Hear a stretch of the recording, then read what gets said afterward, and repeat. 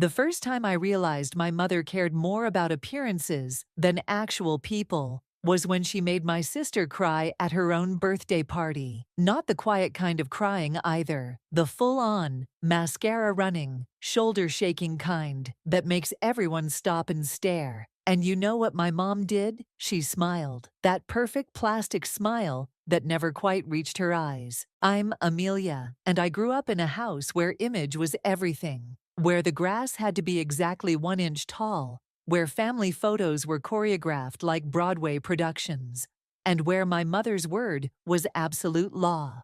Lena, sweetie, you need to stop this right now, Mom said through clenched teeth, still maintaining that picture-perfect smile as my sister sobbed over her ruined birthday cake.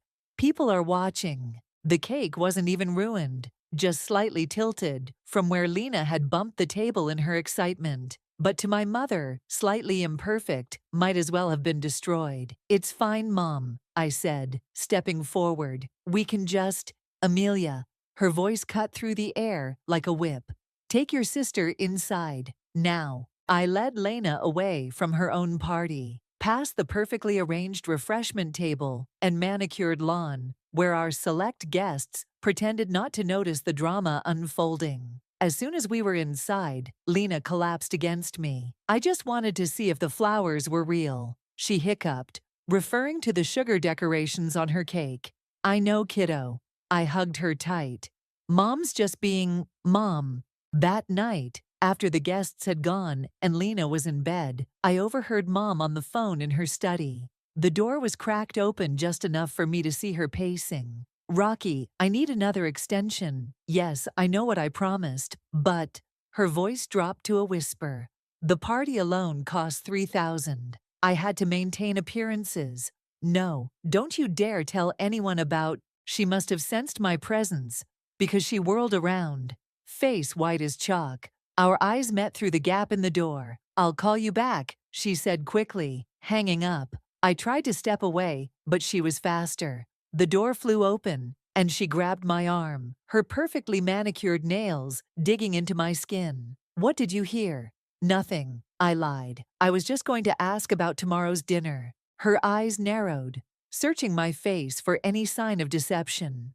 We're having the Harveys over. Their son Wade is in your class, isn't he? I nodded, trying to keep my expression neutral. Wade was actually one of the few people at school I could stand, mainly because he seemed to see through everyone's BS as clearly as I did. Wear the blue dress I bought you, she commanded, and do something with your hair. It looks common. Later that night, I called my best friend Toby, the only person who truly understood what it was like living under my mother's regime. You should have seen her today, I whispered into my phone, curled up in my window seat. She made Lena cry over a cake. Toby, a cake. Your mom's got issues, Ames, he replied. Like, serious control freak issues. Tell me about it. And I think I just overheard something I wasn't supposed to. Spill. She was talking to Rocky. You know, that sketchy friend of hers? Something about needing an extension and promising money. Wait, Toby interrupted. Isn't Rocky the one who runs that investment group your mom's always bragging about? Yeah, but this didn't sound like normal investment talk. She looked scared, Toby. I've never seen her scared before. A soft knock at my door made me jump. Amelia, it was Lena. Gotta go, I told Toby quickly. Text you later. Lena slipped into my room, her eyes still puffy from crying. Without a word, she climbed onto my bed and curled up next to me like she used to when we were little. Am I a bad person? She asked in a small voice. What? No. Why would you think that? Because I made Mom angry. Because I ruined everything. I felt something inside me crack. Listen to me, I said, turning to face her. You didn't ruin anything. Mom's the one who ruined your party, not you. But even as I comforted my sister, my mind kept returning to that phone conversation. My perfect, proper, controlling mother was hiding something. And for the first time in my life, I had leverage, real leverage, against her. I just had to figure out how to use it. The dress wasn't even that revealing. Long-sleeved, knee-length, with a subtle shimmer that caught the light when I moved. But the moment I stepped out of the dressing room at Nordstrom, Toby's face lit up, and I knew I'd found my homecoming dress. Your mom's going to hate it, he said, grinning. It's perfect. It's completely modest, I argued, spinning in front of the mirror. She can't possibly. It's not beige, boring, or from her approved list of stores. Trust me, she'll hate it. He was right, of course. But for once in my life, I didn't care. I'd saved up my own money from tutoring, and I was tired of looking like I'd stepped out of a 1950s catalog. When I got home, Mom was in the kitchen with Rocky, their heads bent over some paperwork that they quickly shuffled away when I walked in. Where have you been? Mom demanded. Shopping for homecoming. Look what I found. I held up the bag, trying to sound excited rather than defensive. Rocky's eyes darted between us, a strange smile playing on his lips. I should go, Grace. We can discuss the investment opportunities later. As soon as he left, Mom snatched the bag from my hands and pulled out the dress.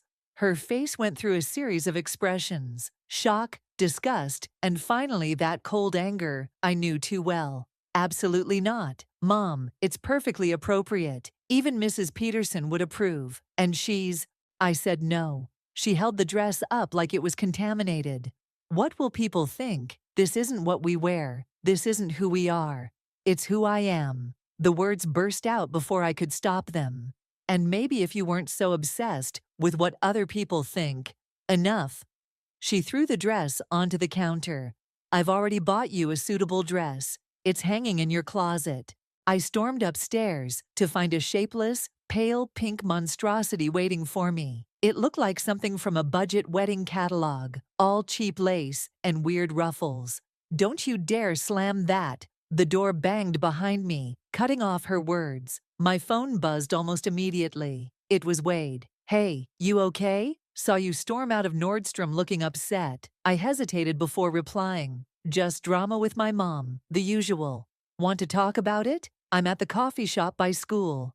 I glanced at my window. The trellis outside had supported many escape attempts over the years. Give me 15 minutes. Wade was waiting with 2 coffees when I arrived, slightly breathless from my climb and subsequent sprint. Your mom again? He asked, sliding 1 cup toward me. She's impossible. It's like she wants me to be her mini-me forever. I told him about the dress situation, surprised by how easy it was to talk to him.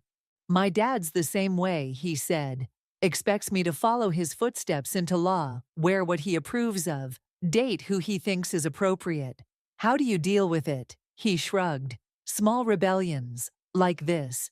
He rolled up his sleeve to reveal a small tattoo on his inner arm. A simple compass design. He'd kill you if he knew. Probably. But it reminds me that I get to choose my own direction. When I got home, the house was quiet. Too quiet. I crept upstairs, hoping to avoid another confrontation. My bedroom door was open. The dress, my beautiful perfect dress, lay in shreds on my bed. The shimmer fabric was dulled with what looked like bleach, and the seams had been methodically ripped apart. Now you don't have a choice.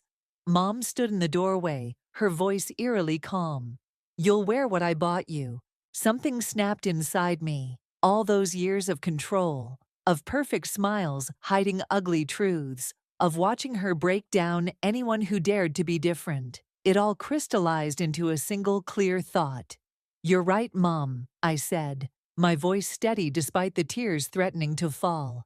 I don't have a choice about the dress, but you don't have a choice about what happens at homecoming either. She frowned. What are you talking about? I guess we'll both find out what people think when they learn where their investment money really went. The color drained from her face. You wouldn't dare, wouldn't I? You just destroyed something I bought with my own money. Something that mattered to me. Maybe it's time everyone saw who you really are. She stepped toward me, hand raised. But I stood my ground. For the first time in my life, I saw fear in her eyes. Amelia, I'll wear the pink dress, Mom. But remember, you taught me all about maintaining appearances. And sometimes, appearances shatter. You're actually going to do it. Toby leaned forward across the library table, his voice barely above a whisper. Like, for real? I nodded. pulling up the photos I'd taken of Mom's paperwork on my phone. Look at these. Rocky's been helping her hide gambling debts for months. They've been using the investment group as a cover. Holy shit. He swiped through the images. These people trusted her with their money. Mrs. Peterson's entire retirement fund. Exactly. I took my phone back, my hands shaking slightly. The homecoming committee always lets parents give speeches before the dance. Mom's been chosen to talk about community values. The irony is actually painful. What's painful? Wade appeared behind us, making me jump. I quickly locked my phone screen. Nothing, Toby and I said, simultaneously, which obviously made it sound like something. Wade dropped into the chair next to me. Right, because you two always look this guilty when discussing nothing. He glanced between us. This about your mom. I hesitated, but something in his expression made me trust him. Can you keep a secret? After I explained everything, Wade was quiet for a long moment. You know this isn't just gonna hurt your mom, right? It's gonna blow up your whole family. She should have thought about that before. I'm not saying don't do it, he interrupted. I'm saying be sure you can live with the consequences. The bell rang, sending students scurrying to class. As we packed up, Wade touched my arm. Whatever you decide, I've got your back. Later that afternoon, I overheard Rocky and Mom arguing in the kitchen. You promised you'd have the money by now, Grace. Rocky's usually smooth voice was sharp with anger. The investors are asking questions. I just need more time, Mom pleaded. One more week.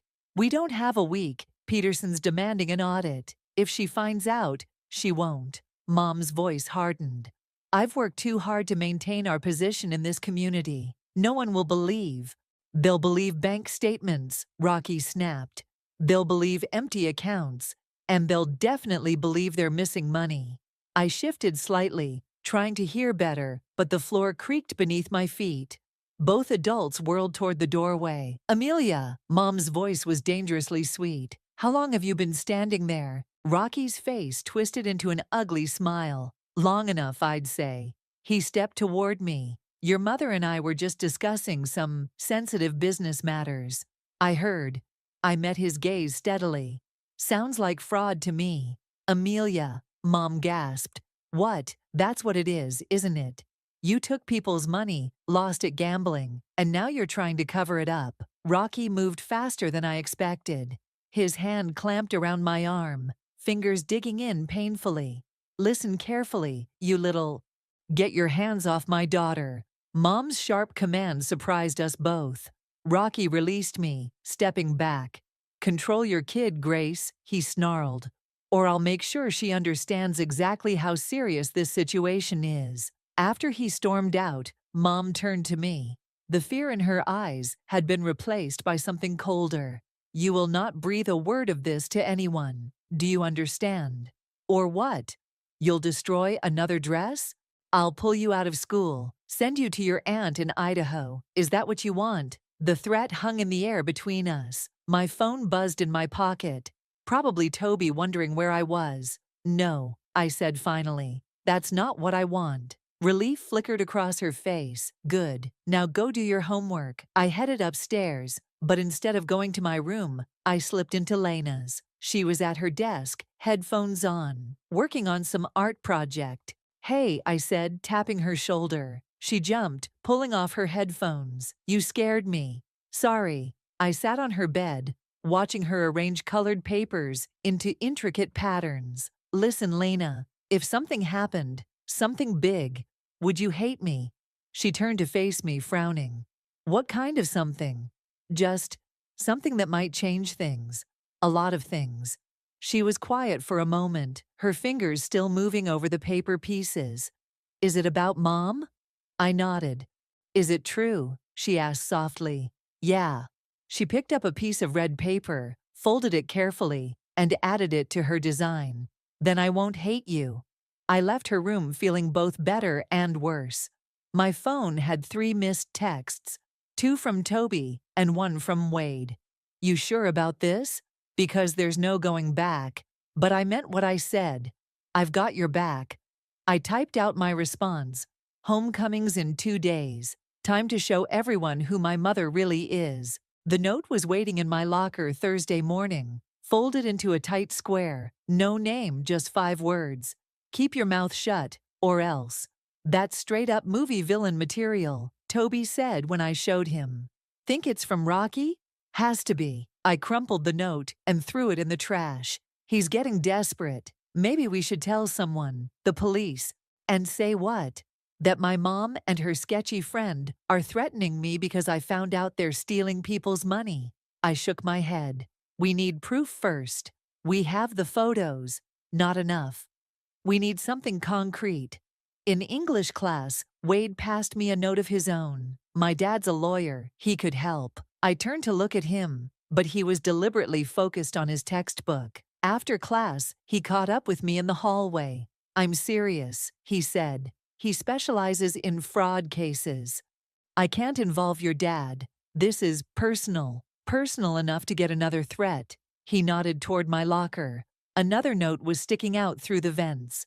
This one was worse. Ask your sister if she wants to keep her art scholarship.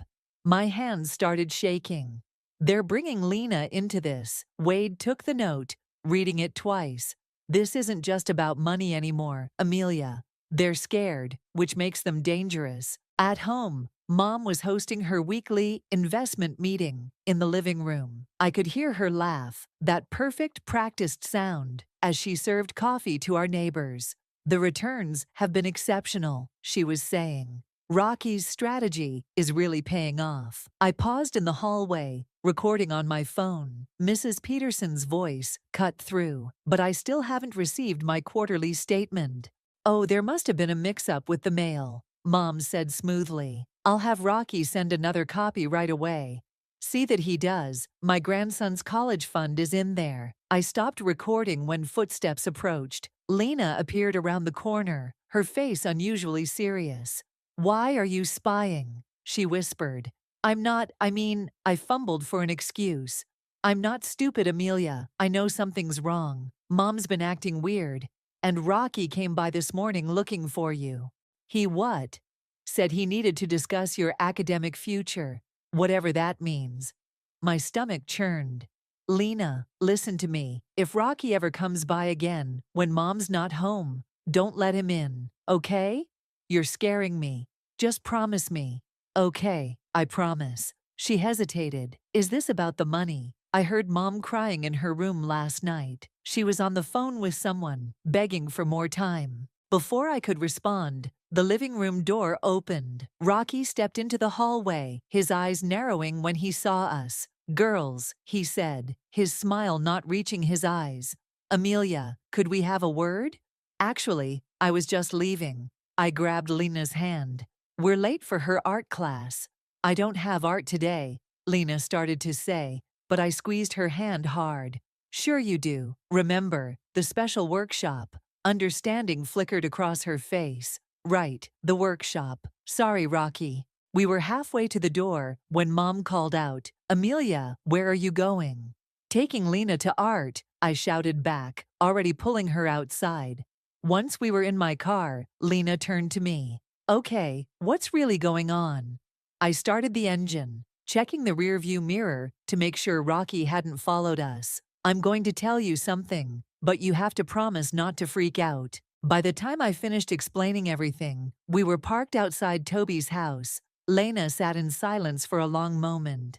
So at homecoming, she trailed off. Yeah. And everyone will know. Yeah. She pulled out her phone, typing quickly. What are you doing? Texting my art teacher, she said. Telling her I need to drop out of the scholarship program. Lena, no. If I drop out now, they can't use it against you. She looked up at me, her expression eerily like Mom's. I'm choosing this, okay? I'm choosing you. My phone buzzed with a text from Wade. Rocky just left your house. Looked pissed. You okay? Another text came through immediately after, this one from an unknown number. Last warning, homecoming's tomorrow. Make the right choice. I showed both messages to Lena. She grabbed my hand. We're not backing down, are we? No, I said, squeezing her hand back. We're not. The morning before homecoming, I found Mom in my room, sitting on my bed with tears streaming down her face. The sight was so jarring, I almost backed out of the doorway. "Mom?" She looked up, not bothering to wipe her eyes. "I used to sit here when you were little, watching you sleep. You were such a perfect baby, so trusting. What are you doing here? Rocky told me what you're planning." Her voice cracked. "Please, Amelia, don't do this to our family." For a moment, I almost wavered. Then I remembered Lena's birthday party, the shredded dress, all the years of control and manipulation. "You did this to our family," I said. "I'm just telling the truth." "The truth?" She stood up, suddenly angry. "The truth is I did everything for you girls. Everything. Do you think it was easy, maintaining our position in this community, making sure you had the best of everything? We never asked for the best. We just wanted, what? To be common. To throw away everything I built?" She grabbed my shoulders. "Rocky says he can fix this. One more investment, one big win." I jerked away from her. "You're still gambling? After everything?" "It's not gambling when you know you'll win." Her eyes had a wild look I'd never seen before. "Rocky has a system. This time it's guaranteed." "Mom, listen to yourself." A knock at the front door made us both freeze. Through my window, I saw Wade's car in the driveway. "That's my ride," I said. "We're meeting the decorating committee early." "Amelia, please." I grabbed my bag and rushed downstairs. Wade was waiting on the porch, looking concerned. "You okay? You look like you've seen a ghost." "More like the ghost of my mother's sanity." I climbed into his car, telling him about the conversation as we drove. "She's desperate," he said. "People do crazy things when they're desperate." "I know, that's what scares me." At school, the gym was chaos. The decorating committee was trying to transform it into some kind of enchanted forest, but mostly it looked like a craft store had exploded. Toby met us at the door. "Your mom's here." "What? Why?" "Something about checking the sound system for her speech." He lowered his voice. "Rocky's with her." I peered through the gym doors. Mom was standing by the stage, gesturing animatedly, while Rocky typed something on his phone. "I don't like this," Wade said. "They're up to something." "Doesn't matter." I pulled out my own phone, checking the audio files and documents I'd gathered. "In 8 hours, everyone will know the truth." "Amelia." Lena's voice behind me made me jump. She was holding her phone, looking pale. "You need to see this." It was an email from her art school. "Due to concerns about your family's financial stability, we regret to inform you that your scholarship has been suspended pending review." "They can't do that," I said. "Can they?" "Rocky's friend is on the board," she said quietly. "This is just the beginning, isn't it?" Wade took my hand. "We need to talk, privately." He led me to the empty choir room, closing the door behind us. "My dad looked into Rocky last night. He's got a record. Fraud, embezzlement, the works. He's dangerous, Amelia. All the more reason to expose them. Listen to me. These people aren't just going to roll over. They could hurt you, hurt Lena. They're already hurting us." I pulled away from him. "They're already threatening us and controlling us and—" He caught my arms, pulling me back. I know, but we need to be smart about this." His face was inches from mine. "Let me help you. Let my dad help you. We can do this the right way."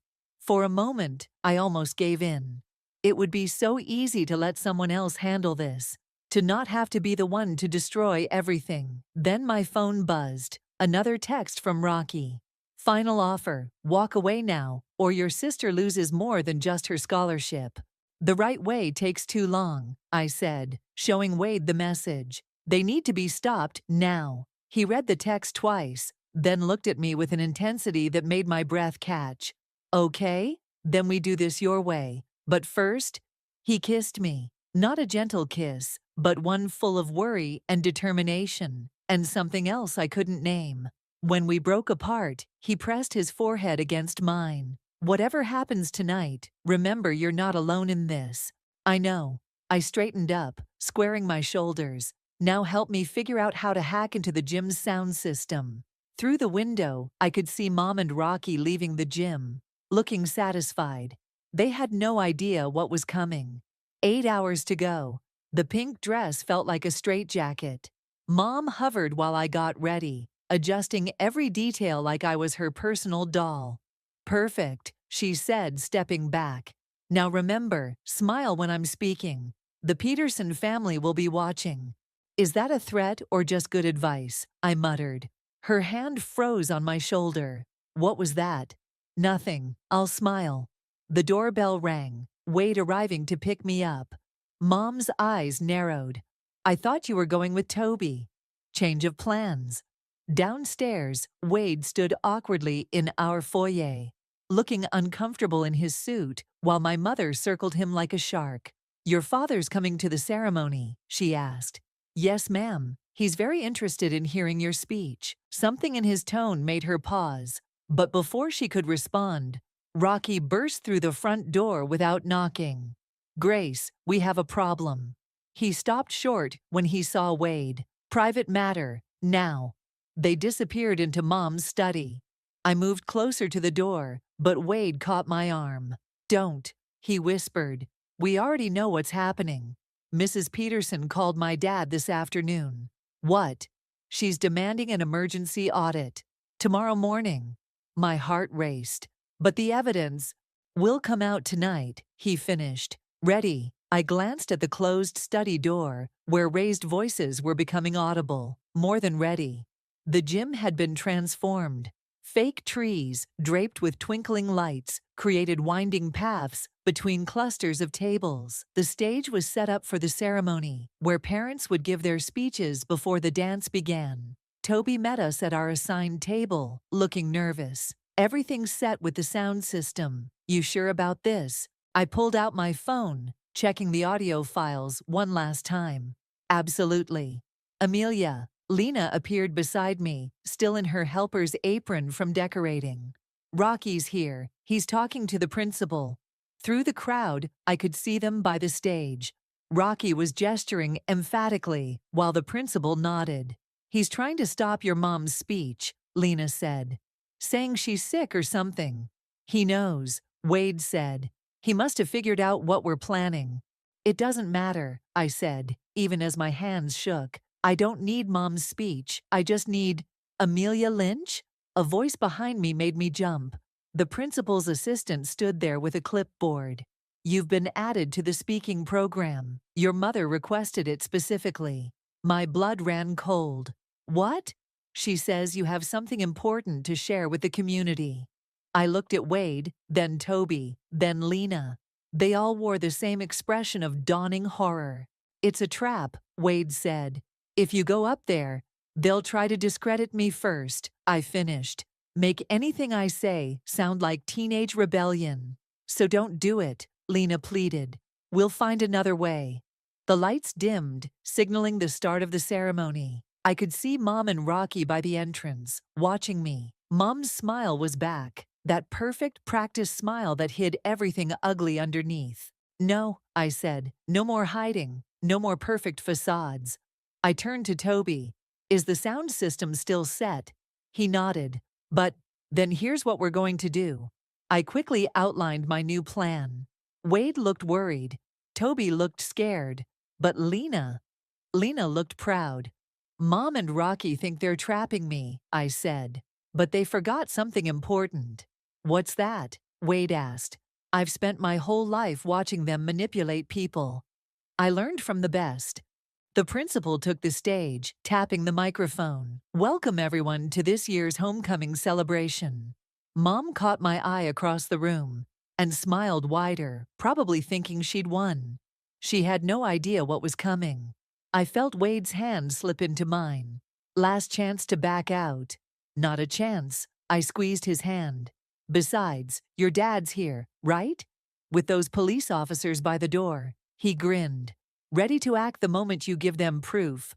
The principal was introducing the first speaker. Soon it would be my turn. Mom and Rocky thought they were forcing my hand, making me choose between public humiliation or silent compliance. But I had recordings, bank statements, witness statements from people they'd threatened. And most importantly, I had the truth. Ready? Toby whispered, his hand on the sound system controls. I watched my mother take her seat in the front row, still wearing that perfect smile. Ready.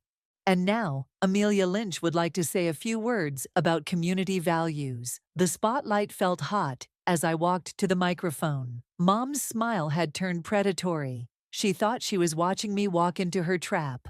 Good evening, I started, my voice surprisingly steady. We're here tonight to talk about values, about trust, about the masks we wear, and the lies we tell to maintain our perfect images. Rocky shifted in his seat. Mom's smile flickered. My mother taught me everything I know about appearances, about hiding ugly truths behind beautiful lies. I pulled out my phone. Let me share some of those lessons with you. Before Rocky could move, Toby hit the sound system. My mother's voice filled the gym. Rocky, I need another extension. The investors can't know. We'll lose everything. Mom stood up.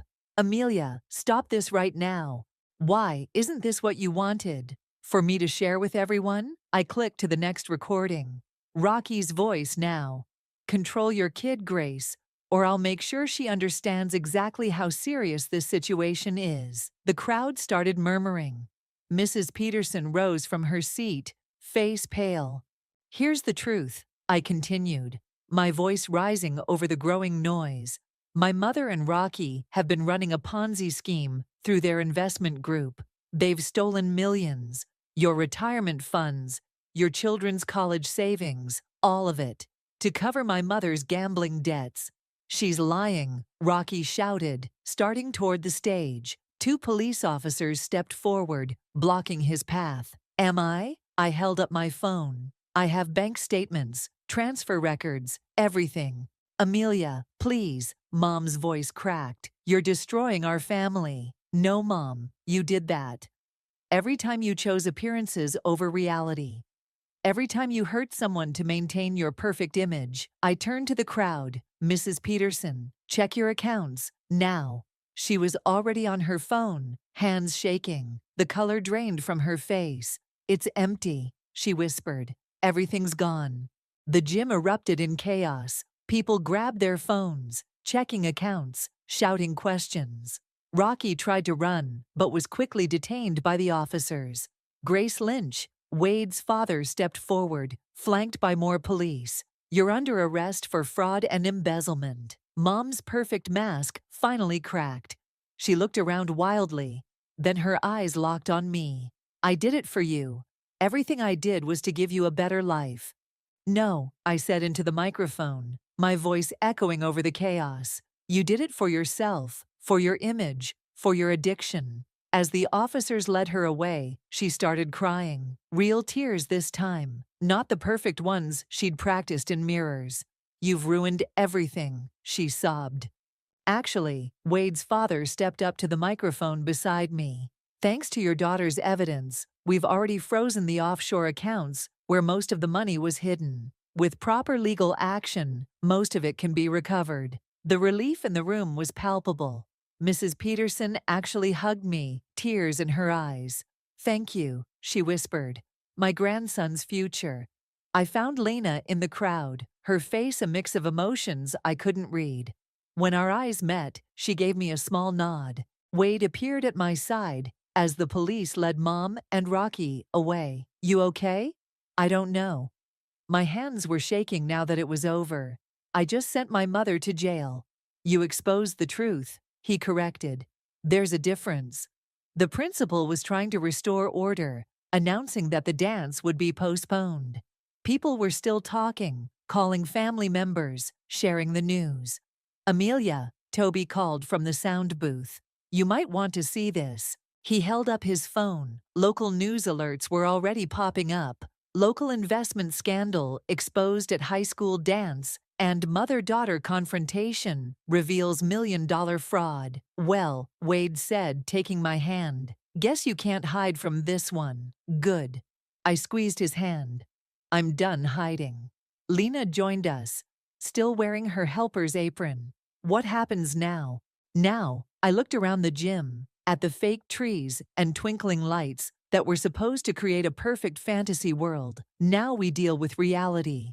Together, she asked, her voice small. I pulled her into a hug. Together. The police were still taking statements, cameras were flashing, and tomorrow would bring a whole new storm of consequences. But for the first time in my life, I felt truly free. No more perfect facades, no more masks, just the messy, complicated truth. And somehow, that was better than perfect. The morning sun streamed through the courthouse windows as I straightened Lena's collar. "You don't have to do this." "Yes, I do." She squared her shoulders. "I want to speak at the sentencing." Wade's father approached us, legal papers in hand. "They're ready. Remember, your mother's already pleaded guilty to reduce her sentence." Inside the courtroom, Mom sat at the defendant's table in her prison jumpsuit. No makeup, no perfect hair, no facade. When she saw us, her eyes filled with tears. Rocky was being sentenced separately. He'd tried to flee the country, but was caught at the Canadian border. "All rise," the bailiff called. The judge reviewed the charges, the plea agreement, then turned to the gallery. "I understand some victims wish to speak." Mrs. Peterson went first, describing how she'd trusted Mom with her grandson's future. Others followed, neighbors, friends, all people who'd believed in the perfect image Mom had created. Then Lena stood up. "My mother taught me that appearance is everything," she said, her voice clear and strong. "That we should hide our true selves to make others comfortable. But my sister taught me something different." She turned to look at me. "She taught me that real strength comes from telling the truth, even when it hurts." Mom started crying silently. "I don't hate you, Mom," Lena continued. "But I don't want to be perfect anymore. I want to be real." When she sat down, the judge nodded at me. "Would you like to speak, Miss Lynch?" I stood, facing my mother directly. "All my life, you controlled everything. What I wore, who I talked to, how I acted. You said it was because you loved me, but love doesn't destroy dresses, or threaten scholarships, or steal from innocent people." Mom tried to speak, but her lawyer stopped her. "I'm not speaking today to punish you," I said. "I'm speaking because for the first time I can. Because Lena deserves to live without fear of disappointing you. Because all these people deserved better than your lies." The judge considered everything, then delivered the sentence. 8 years, with possibility of parole after 5, plus restitution to all victims. As the bailiff led Mom away, she turned to us one last time. "I'm sorry," she whispered. "I really am." Outside the courthouse, reporters waited with cameras and questions. Wade stepped in front of us, blocking their view. "My father's handling press statements. Let's get out of here." We escaped to the small cafe where Wade and I had first really talked. Toby was waiting with hot chocolates and news. "The art school reinstated your scholarship," he told Lena. "They said your moral courage impressed them." She smiled. A real smile, not Mom's practiced one. I submitted a new piece, called it Perfect Lies. The house sold quickly. Wade's father joined us, sitting down heavily. "Between that and the recovered funds, most victims will get their money back." "Where will we live?" Lena asked quietly. "With Aunt Sarah," I said. "She's moving back to help us finish school here." "The cool aunt who rides motorcycles?" Toby grinned. "The one your mom always called a bad influence?" "That's the one." Wade took my hand under the table. "You okay?" I looked around at my strange little family. My brave sister, my loyal best friend, my supportive boyfriend, his father, who'd helped us navigate the legal chaos. None of it was perfect. All of it was real. "You know what?" I squeezed his hand. "I actually am." My phone buzzed with a text from Mom's prison account. "I understand now what I did to you. To everyone. I hope someday you can forgive me." Lena read it over my shoulder. "Will you?" "Someday," I said. "When she proves she's really changed. When she learns to be real instead of perfect." "Like us?" she asked. "Like us." Outside, fall leaves swirled past the window. The same leaves that had been falling the night I discovered Mom's secret. But everything else had changed. "Hey," Toby said suddenly. "You never got to actually go to homecoming." Wade's eyes lit up. He stood, offering me his hand with exaggerated formality. May I have this dance? There's no music. I laughed. He pulled out his phone, started playing a slow song. Other cafe patrons smiled as he pulled me to my feet. Who needs a fancy dress? He said softly. You're perfect just like this. Not perfect, I corrected him. Real. As we swayed between the tables, Lena took pictures with her art school camera, capturing the moment in all its imperfect glory. No posed smiles, no careful angles, just genuine joy. And that was better than perfect could ever be.